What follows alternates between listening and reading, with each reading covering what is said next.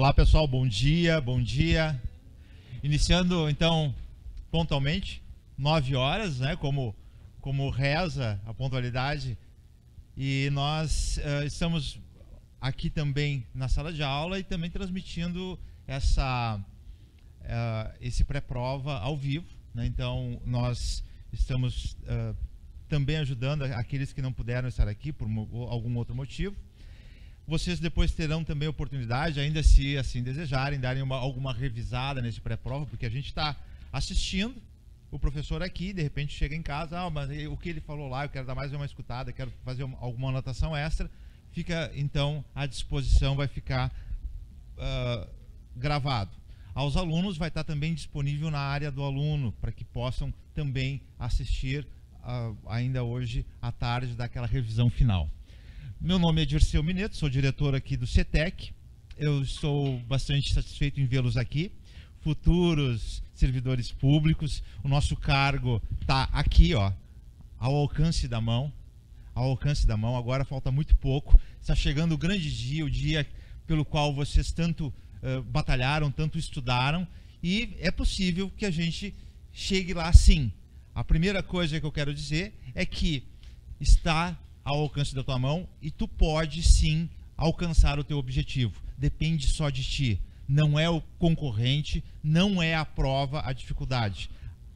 O grande inimigo que tu vai ter que dominar é a ti mesmo, porque são nesses momentos que o nervosismo toma conta. São nesses momentos que a gente fica um pouco nervoso, dá o frio na barriga, a mão começa a suar, mas isso é extremamente natural, porque aqueles que estão realmente preparados têm sim o peso da responsabilidade.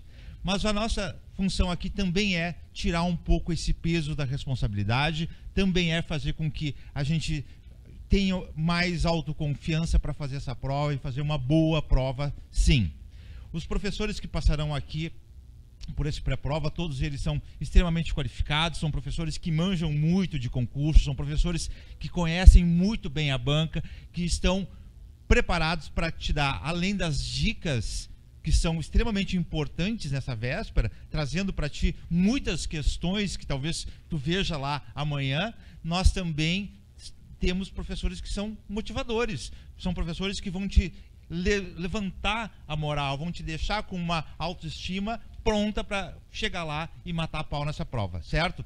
Então nós começamos agora com o professor Leandro Reutemann, que é conhecido também como o Ninja, né? O professor que manja tudo aí de concurso público, nosso mestre do direito administrativo, um baita professor que não é só um grande professor aqui em Porto Alegre, no Rio Grande do Sul, mas um dos grandes expoentes, inclusive, do Brasil, certo? Então, com vocês agora, começando, o professor Leandro Reutemann, que começa e vai até às 9h40, e depois eu entro aqui para falar do próximo professor, certo, pessoal? Então, vamos em frente, professor Leandro Reutemann. Bom dia, pessoal. Aí está ele. Isso aí. Vamos pegar nossa colinha, Bom dia, pessoal, bom dia para todos, bom dia para todas. É um prazer estar aqui. É um prazer ver pessoas que estão se preparando para os 4 concursos que vão acontecer no mesmo dia. Vão ter que se dividir em 4, tá? Porque eu estou vendo muita gente aqui. Mas como nós não temos tempo a perder, pessoal, peguem a apostilinha de vocês, a colinha, e vamos lá para a administração pública. Administração pública. Gente, ali onde está escrito administração pública, coloquem ao lado artigo 37 da Constituição. Artigo 37 da Constituição. O que acontece? Esse termo administração pública, muitas vezes, ele induz que nós estamos falando de poder executivo, pela tarefa de administrar. Só que não. A administração pública, ela existe em todos os poderes. Em todos os poderes. No poder executivo, no poder legislativo e no poder judiciário. Deixar isso bem claro. Então, o que nos interessa para a prova? A administração pública é o local onde vocês irão muito em breve prestar serviço público, relacionado ao poder legislativo. Só que a prioridade do artigo 37 é trabalhar a administração pública no poder executivo. A prioridade, a preferência da Constituição é essa. Por isso que nós sabemos que existe administração pública direta e administração pública indireta. O que é administração pública direta? é quando todas as constituições que nós tivemos até o presente momento, as 8, determinaram que, num primeiro momento, o responsável pela prestação de todos os serviços públicos no nosso país são os entes federativos. Então, hoje, nós temos os 5.570 municípios, os 26 estados, o único Distrito Federal e a única União, que é o nosso país. O que acontece? O que todos eles têm em comum? Todos eles são pessoas jurídicas de direito público. Então, nós temos uma teoria na Constituição, que é a teoria da repartição de competências. É a teoria da repartição de tarefas. Ou seja, as constituições, elas distribuíram as tarefas relacionadas à prestação de serviços públicos entre os entes federativos, cada qual com a sua prioridade. Município presta serviço público em nível local. Vocês prestarão serviço público em nível regional. Só que tudo que acontecer na Assembleia vai ter repercussão para os 497 municípios que integram o nosso estado. Depois nós temos um ente federativo híbrido, misturado, que é a mistura de município mais estado, que é o Distrito Federal. E todos unidos compõem o nosso país, a República Federativa do Brasil, que é simbolizada pela União. Quando eles não derem conta de prestar determinados serviços públicos, eles vão ter que buscar vários braços, vários apoios. Esses apoios é a administração pública indireta, é quem vai auxiliar eles a prestar determinados serviços públicos. E daí nós temos as autarquias, que mais? As fundações públicas, as empresas públicas, e que mais? E as sociedades de economia mista, tá? Só que vocês não podem esquecer, servidor público, como eu, concursado, como vocês serão, somente aqui nas 4 da administração direta e nas 2 primeiras da administração indireta. Porque só pode existir servidor público concursado em pessoa jurídica de direito público. Fundações podem ser de direito público e privado. Nas de direito privado não tem servidor, tem empregado público. E aqui, ó, é que no ano passado, no final do ano passado, que a reforma trabalhista atingiu em cheio o pessoal que é concursado das empresas públicas e das sociedades de economia mista. Por quê? Ambas são pessoas jurídicas de direito privado e prestam serviço público e são compostas eminentemente 100% por empregados públicos. Tranquilo? Depois nós temos ali, gente, a acumulação de cargos públicos. A acumulação de cargos públicos, coloquem assim, ó, artigo 37, inciso 16, letra A, B e C, combinado com o artigo 38, inciso 3, primeira parte da Constituição. O que acontece? Sobre a acumulação de cargos públicos, que também vale para empregos e funções públicas, nós temos uma regra. E, infelizmente, essa regra é uma regra negativa. É a regra da não acumulação. Se é a regra da não acumulação, isso significa dizer que a maior parte das pessoas no nosso país só podem ter um cargo público, ou um emprego público, ou uma função pública, e acabou. Porém, nós temos diversas exceções. Mais precisamente aqui na Constituição, nós temos 4 exceções. Só que para que essas 4 exceções existam, que a gente possa acumular 2 cargos, 2 empregos, 2 funções, um cargo mais um emprego mais uma função, é necessário que exista, reloginho, compatibilidade de horários. Tá? O limite no Brasil é 60 horas. Então, se eu tenho um cargo de 40, o meu próximo só pode ser de 20. Se eu tenho um cargo de 30, o meu próximo só pode ser de 30 ou de 20. Não pode extrapolar as 60 horas. Então, para que a gente possa acumular, em primeiro lugar, tem que ter compatibilidade de horários. O que mais? A soma remuneratória dos 2 cargos, emprego ou função, não pode extrapolar o teto dos ministros do STF. Não pode extrapolar. Por isso que eu digo para vocês, teoria é uma coisa, prática é outra. Tudo que a gente está vendo aí no Brasil é prática, não cai em prova de concurso público, tá? A realidade é diferente, é saber que tu não pode receber mais que R$ 33.764 no Brasil e que líquido isso dá menos de R$ 22.200. Estão entendendo? Por isso que eu digo, tu vai ter uma vida digna, mas tu nunca vai enriquecer no serviço público, tranquilo? Bom, então, se tiver compatibilidade de horários, se a soma das duas remunerações não extrapolar o teto e se nenhum dos cargos, empregos ou funções te exigir dedicação exclusiva, tu pode entrar numa das 4 exceções do artigo 37 do 38.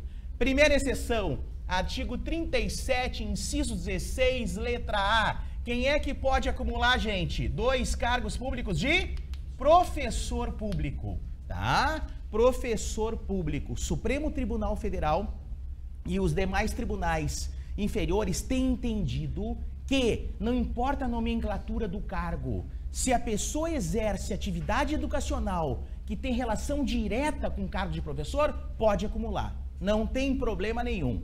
Então, 2D, professor público. Artigo 37, inciso 16, letra B. Quem é que pode acumular no segundo caso? Um cargo de professor público mais um cargo técnico ou científico. Cargo técnico ou científico não tem nada a ver com a nomenclatura técnico. Muito pelo contrário. É um cargo de nível superior e ou, se não for de nível superior, vai exigir uma formação técnica específica na área, do tipo técnico em contabilidade, técnico em segurança do trabalho. Não pode ser um de ensino médio qualquer. Tranquilo?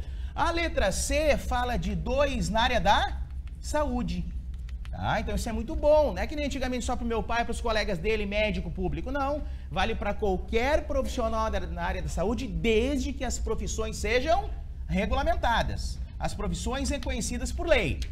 E o artigo 38, inciso 3, primeira parte, fala justamente da pessoa poder acumular qualquer cargo, emprego ou função com mais um de vereador.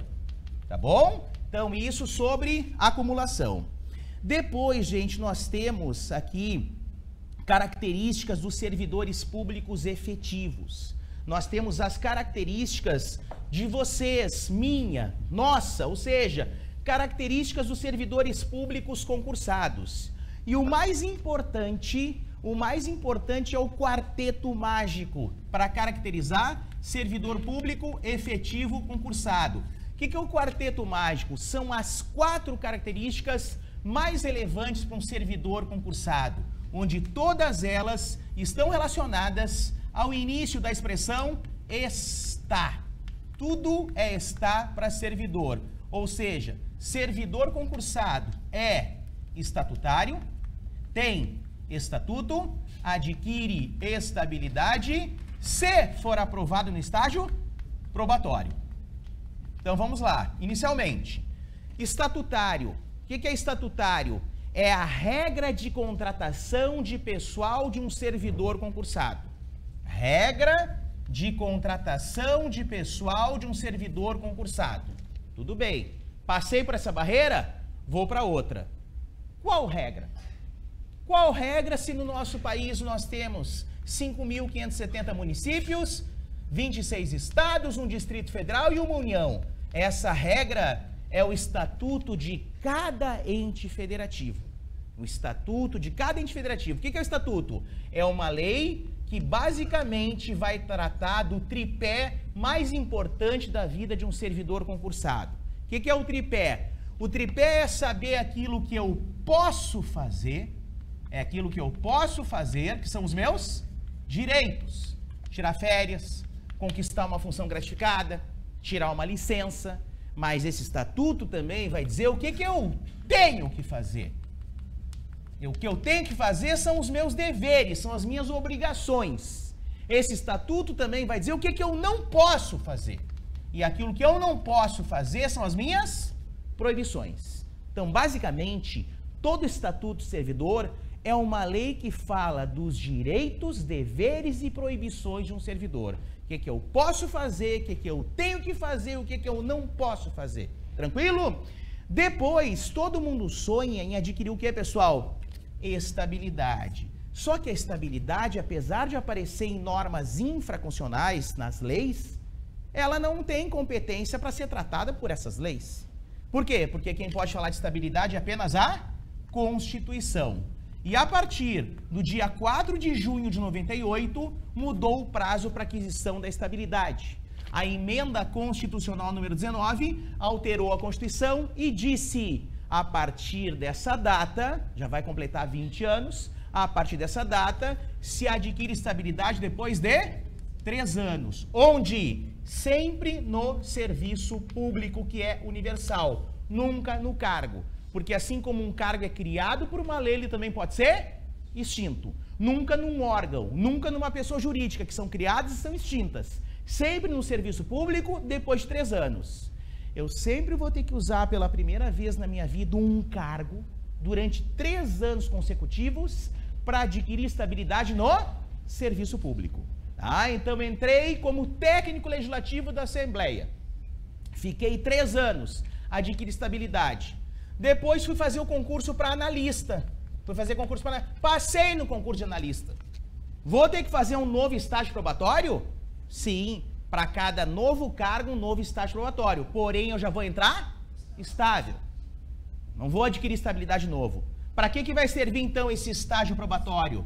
Só para me ensinar, o aprendizado, estagiar, aprender, ensinar as atribuições de um novo cargo. E para isso, de tempos em tempos, por que probatório? Porque durante o estágio probatório, nós passamos por diversas avaliações. E nessas avaliações, nós teremos de comprovar, de provar que nós estamos aprendendo as atribuições do nosso cargo. Tranquilo?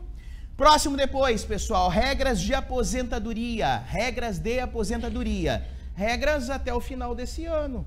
Ano que vem, com a nova reforma previdenciária, vai tudo pro saco. Tá? Como não vai ser até o final do ano a nova reforma, para vocês interessa o hoje, nem o ontem e nem o amanhã. Então, o que nos interessa aqui que é muito importante? Regras de aposentadoria dos servidores não tem nada a ver com as regras de aposentadoria dos empregados, dos CCs, que é regime geral de previdência. Nós somos regime próprio de previdência. Então, regras de aposentadoria na Constituição, nós temos quantas, gente? Nós temos 4 regras diferenciadas. A primeira regra é uma que ninguém quer passar, que é a aposentadoria por invalidez permanente. Aposentadoria por invalidez permanente. Nunca esqueçam. A gente não pode ter piedade, indulgência, peninha que a pessoa ficou inválida. Por quê? Porque a regra no Brasil é que, independentemente de uma das 4 nomenclaturas de aposentadoria, o normal é qualquer servidor se aposentar com proventos proporcionais. É muito raro tu continuar como aposentado ganhando a mesma coisa que tu estavas recebendo em atividade. A exceção é ganhar tudo, é ganhar a mesma coisa. Então, invalidez permanente tem 2 possibilidades. O servidor se aposentar ganhando proventos integrais ou se aposentar ganhando proventos proporcionais. Proporcionais é a regra. Então, se disser que o servidor apenas ficou inválido permanentemente e não entrar no mérito, não entrar em detalhes, em indudência, se não disser o motivo pelo qual o servidor ficou inválido, vai receber proventos proporcionais ao tempo de contribuição. Agora, se citarem um dos 3 motivos plausíveis para que um servidor receba proventos integrais, o papo é diferente. Eles terão que dizer para vocês: servidor público ficou inválido permanentemente por causa de um acidente em serviço. Ou o servidor ficou inválido permanentemente por causa de uma moléstia profissional, uma doença adquirida através da profissão de servidor. Ou o servidor ficou inválido permanentemente por causa de uma doença grave, contagiosa ou incurável previstas em lei. Certo? Se disser um desses 3 motivos, nem nos interessa o tempo de contribuição. Servidor vai se aposentar ganhando tudo, proventos integrais. Segunda regra de aposentadoria é a aposentadoria compulsória. Como diz o próprio nome, aposentadoria compulsória, aposentadoria obrigatória. É aquela que não tem choro, é aquela que não tem vela. Servidor público preencheu uma determinada idade, 70 anos, comprovou que adquiriu estabilidade, não nos interessa se é servidor público homem ou servidora pública mulher, será obrigado a se aposentar. Só que, como a nossa expectativa de vida aumenta, em 2015 nós tivemos um complemento nessa aposentadoria. A emenda constitucional número 88 diz o seguinte: opa, está aumentando a expectativa de vida. E por que a gente vai perder tanto servidor de qualidade se vários deles, para prestar um bom serviço, não dependem de força física, dependem de força intelectual? Então, foi aberto um precedente: 70 anos ou 75 anos. Se houver uma lei complementar, regulamentando a aposentadoria dos servidores compulsória com 75 anos. Tá bom? Então, existem essas duas possibilidades na aposentadoria compulsória. Não esqueçam, não tem pena. Não tem, ai, coitado, velhinho, não vai ganhar tudo nada. O homem vai ganhar tudo aqui na compulsória se ele tiver 35 anos de contribuição. A mulher vai ganhar tudo na compulsória se ela tiver 30 anos de contribuição. Se não tiver, não importa que atingiu a idade, se aposenta em regra proporcionalmente. Depois nós temos, gente, a terceira regra de aposentadoria, que é a campeã de prova, que é a aposentadoria voluntária. E esse nome já induz os candidatos e as pessoas ao erro, porque algo voluntário é algo que eu quero, é algo que eu tenho vontade. E essa aposentadoria não é para quem quer, não é para quem tem vontade, é para quem pode. Por que é para quem pode?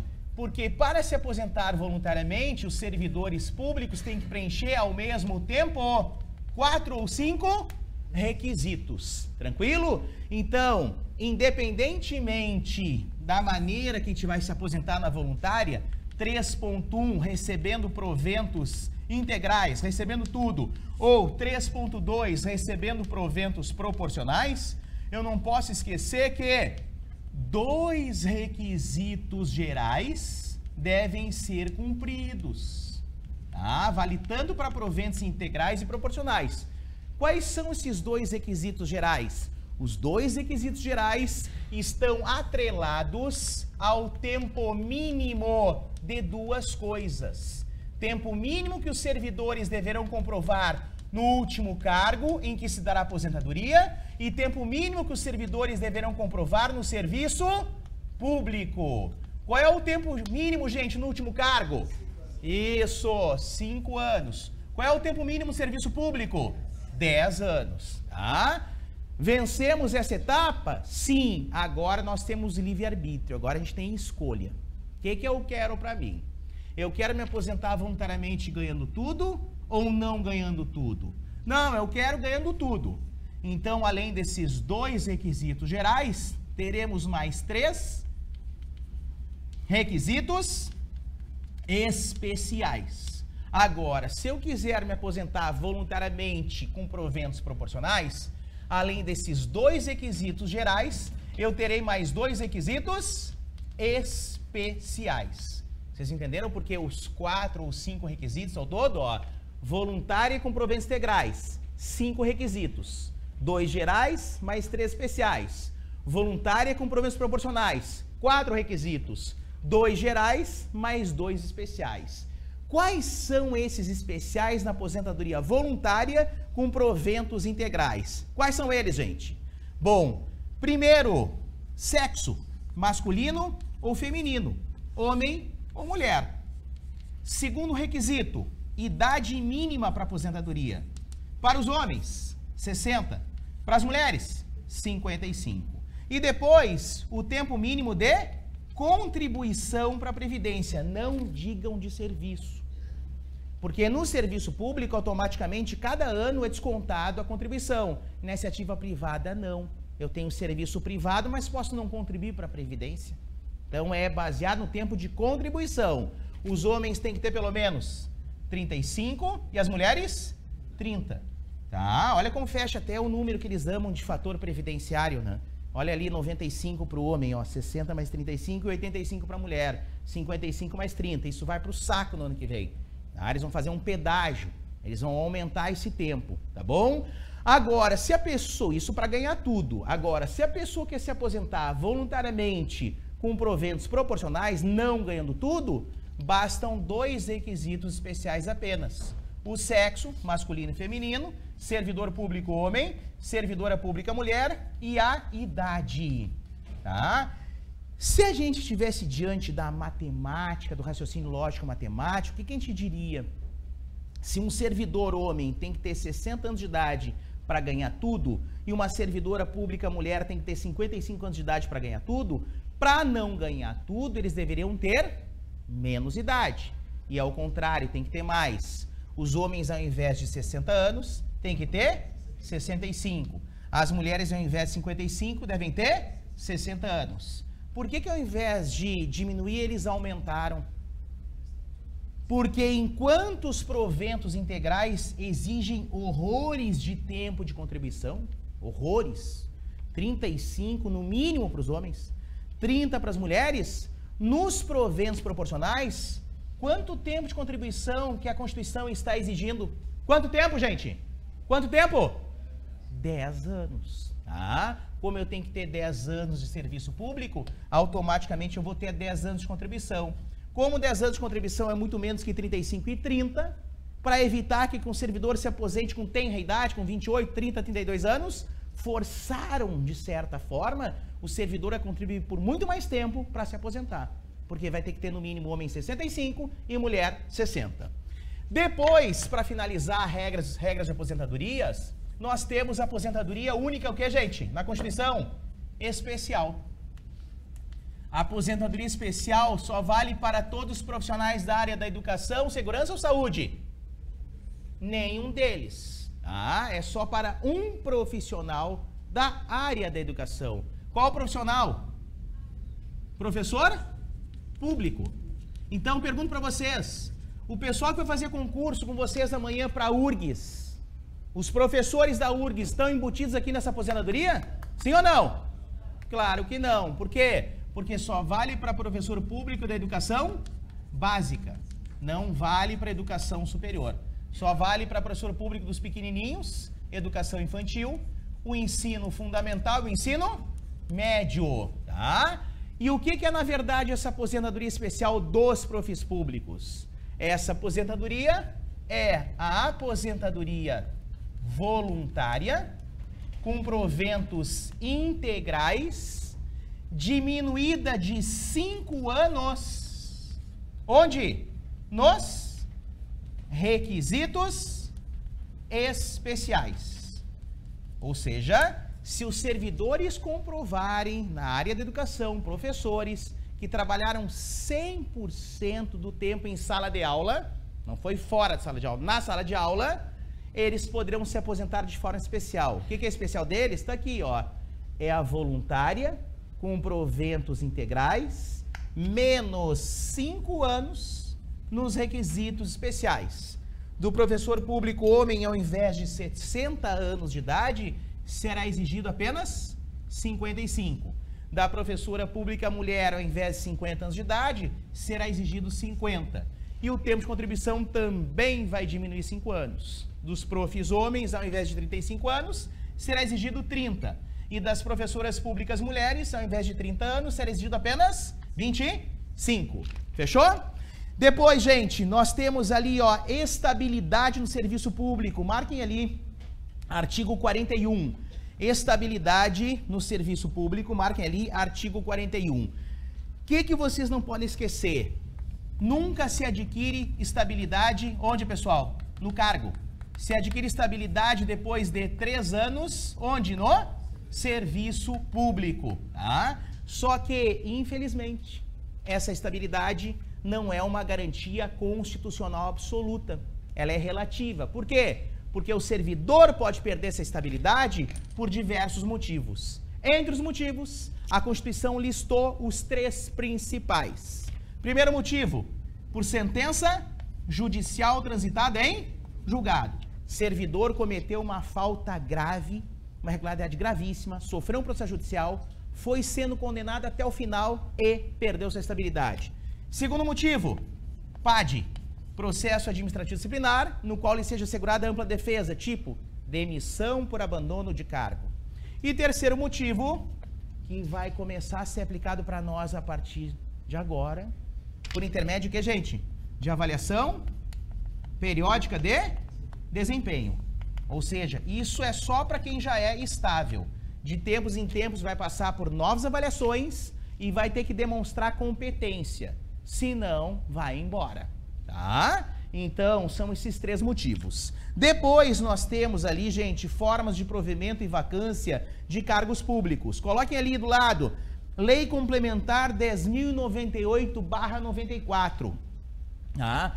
Provimento são as formas de preenchimento ou ocupação de cargo público. É quando um cargo público fica preenchido, ocupado.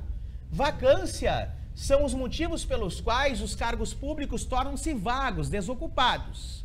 O provimento para vocês na Lei Complementar 10.098/94 aparece no artigo 10. E a vacância aparece no artigo 55.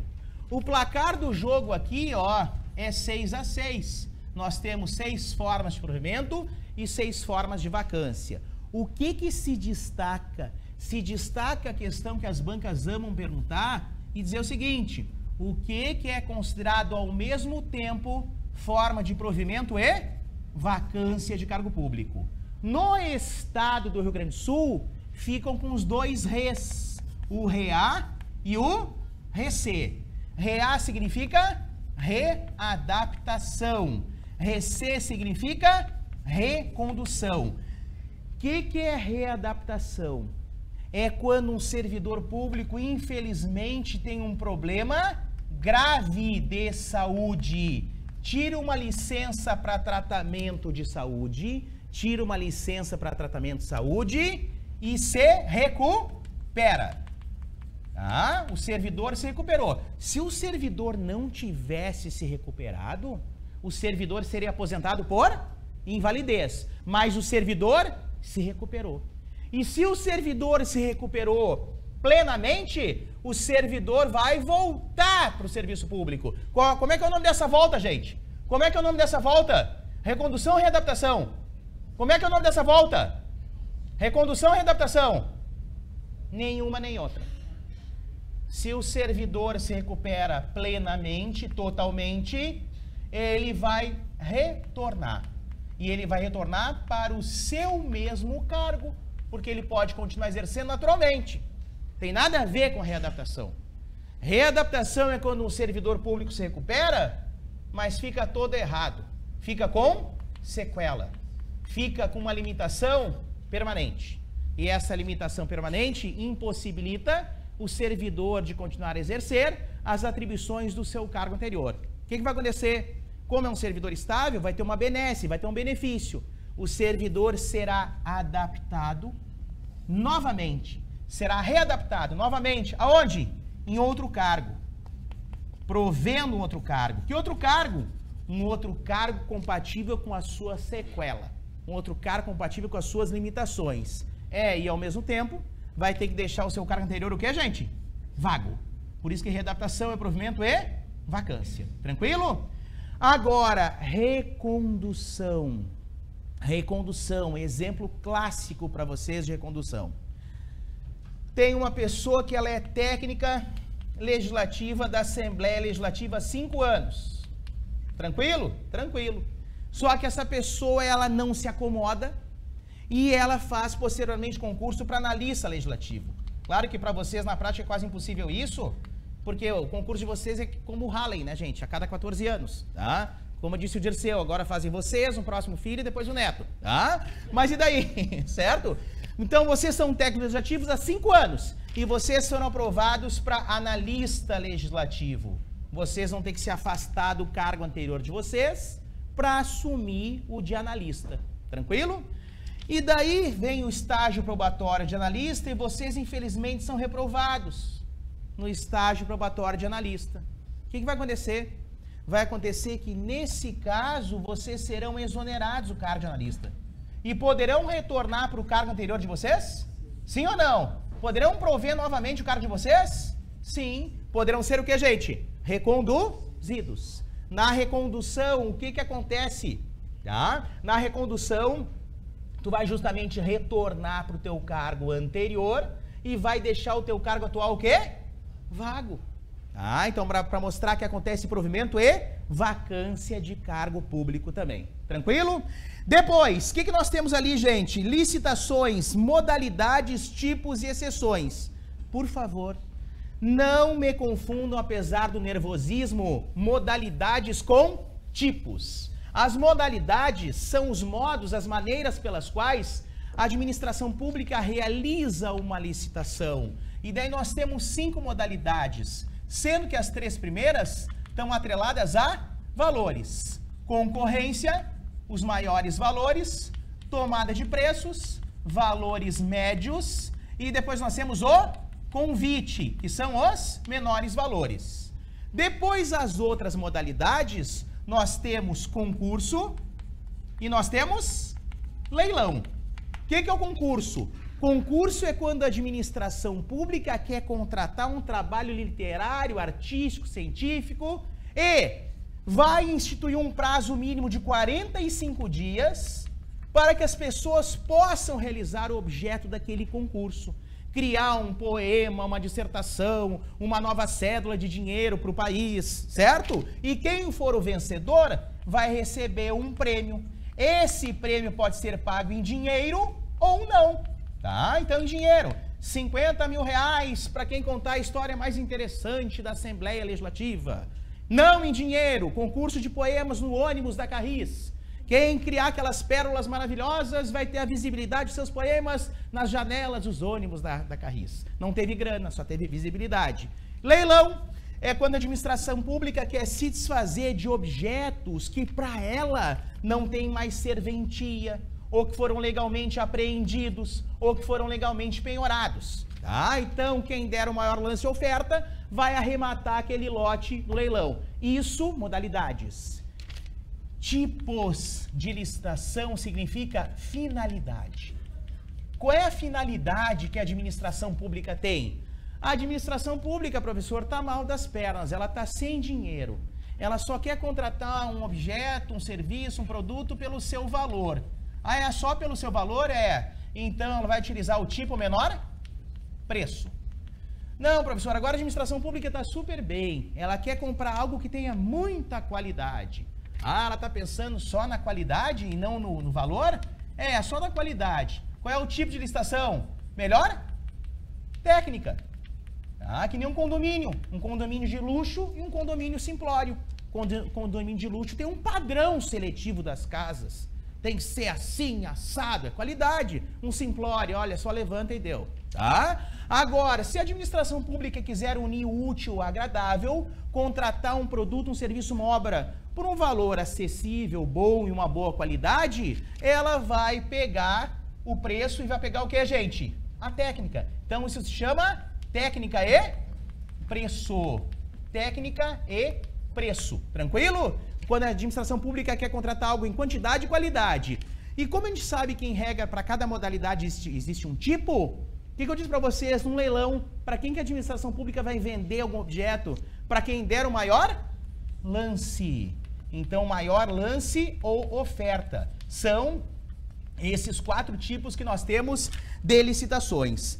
As exceções que nós temos são os casos de contratação direta sem licitação. Mas não esqueçam, para que a administração pública possa realizar contratação direta sem licitação, é necessário que exista uma justificativa para isso, dizer o porquê, onde, gente? Num parecer técnico ou jurídico. Então vai ter um parecer técnico ou jurídico com uma justificativa explicando por que a administração pública vai contratar alguém sem licitação. E das exceções que nós temos, artigo 17 da lei, artigo 24 da lei e artigo 25. Artigo 17, licitação dispensada. Tá? Licitação dispensada é para contratar bens móveis ou bens imóveis.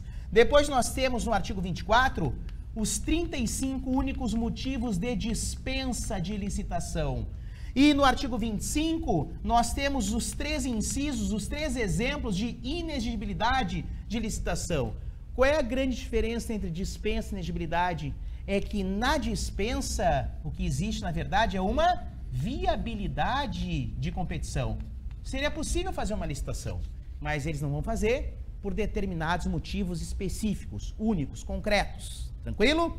Na inexigibilidade, o contrário, o que existe é uma inviabilidade de competição, não tem como competir. Por quê? Porque nós temos um produtor ou um fornecedor exclusivo, nós temos um artista consagrado pela mídia, nós temos um serviço técnico profissional especializado, então é único, não tem como competir. Tranquilo? E depois na leizinha final ali, 10.520/2002, diferença dessa lei para a lei de licitações. Bom, gente, 1 minuto. A lei 10.520/2002, a lei 10.520/2002, ela tem um número diferente da lei 8666/93. Ambas falam de licitações. Só que essa lei aqui, a lei de licitações, fala das 5 modalidades de licitações. E essa outra lei só fala de uma única modalidade, que é o pregão. Por que o pregão não pôde entrar dentro da lei de licitações e contratos? Por quê? Porque a lei de licitações não permite. Ela não permite a inserção de nenhuma outra modalidade. Foi feita uma outra modalidade de licitação por outra lei chamada de pregão, que pode ser feito de forma presencial ou pode ser um pregão pela internet, pregão eletrônico. Qual é a grande diferença do pregão para a lei de licitações? É que enquanto na lei de licitações nós temos em envelope número 1 e 2 apresentados uma sequência lógica, em envelope número 1 são os documentos, é a fase de habilitação, envelope número 2 é a proposta financeira, tá? No pregão nós temos uma inversão dessas fases. Primeiro se realiza o envelope número 2, que é as propostas financeiras, e quem for o vencedor da proposta financeira vai depois apresentar o envelope número 1, que é a documentação. Tá bom, gente? Um prazer, tô na torcida por vocês e arrebentem no dia da prova, tá bom? Valeu, tchau, tchau.